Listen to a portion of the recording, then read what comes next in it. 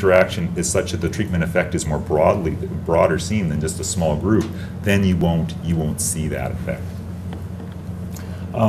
So what do you take away from this is the fact that it's helpful, but you got to be careful not to make that too strong a decision. The other thing, talking to people yesterday, I realized is this is also an example of sort of model averaging and not using the simplest possible model. The simplest possible model is to say, I found a subgroup I'm really excited about, I'm going to do the study.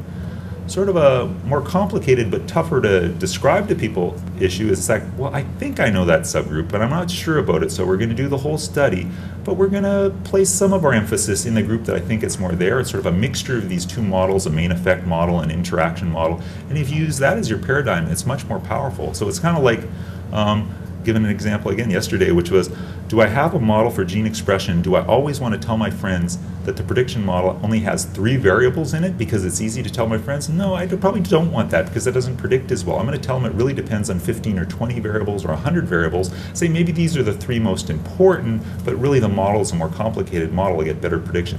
This is kind of analogous to that.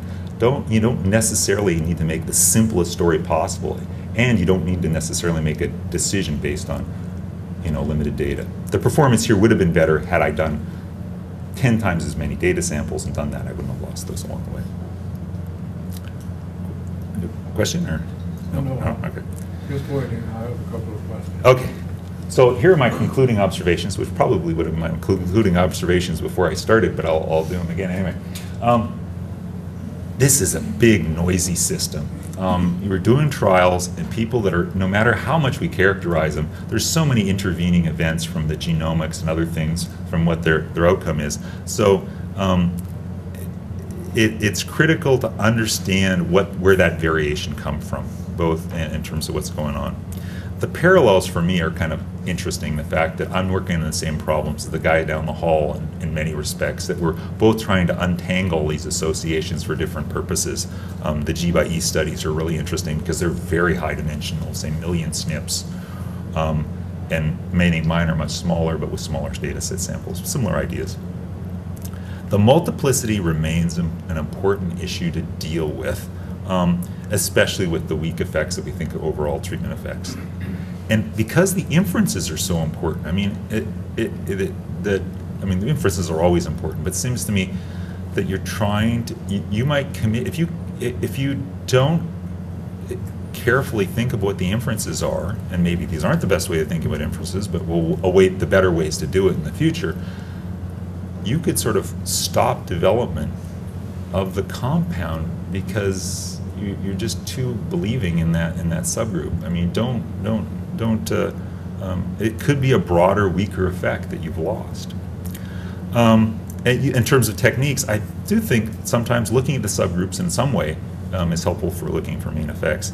And the final one is, and this is the reason why, when whoever comes into my office gets a quick answer is, I hate to make a decision quickly because I'm almost sure it must be wrong. So I think it applies as a general rule in terms of the phase 2, that you don't want to make a strong, to cover your bases, say, no, I think there's an 80% chance it's going to rain tomorrow, but there's a 20% chance it might be sunny out. And I think that's probably important in terms of designing those phase 3 studies.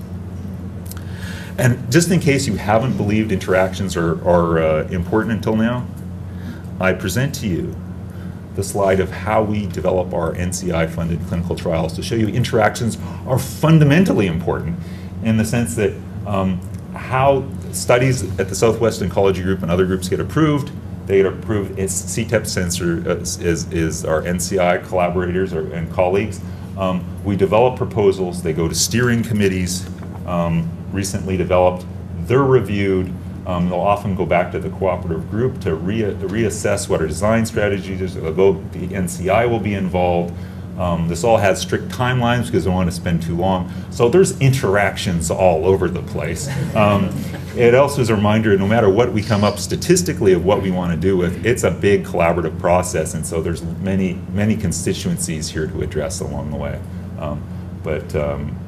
I just thought this was such a cool slide, and since I'm not a biologist and I don't have all those arrows that go between bubbles that I never understand, this describes what I do on the other side of my life. And these are some references for that. I can give these to anybody if you want to put on the website. So basically, in several things, how do we deal with phase 2 learning and varying efficacy in terms of phase 2 studies? This was just saying, how do we deal with different histologic subtypes? These are ideas of looking for main effects to find interactions in genomic studies primarily, but also in randomized clinical studies as well. Interactions to find associations. These are the related topics here. Here's some design paper related to actually finding those. And those are some references for some of the things. And believe it or not, there are at least 2 or 3 days of the year where it's actually sunny in Seattle, and this was one of those days. The mountain really isn't that big. It's been enhanced in some way. I'm not saying it's like sort of they waited that thing going on. So and thank you very much.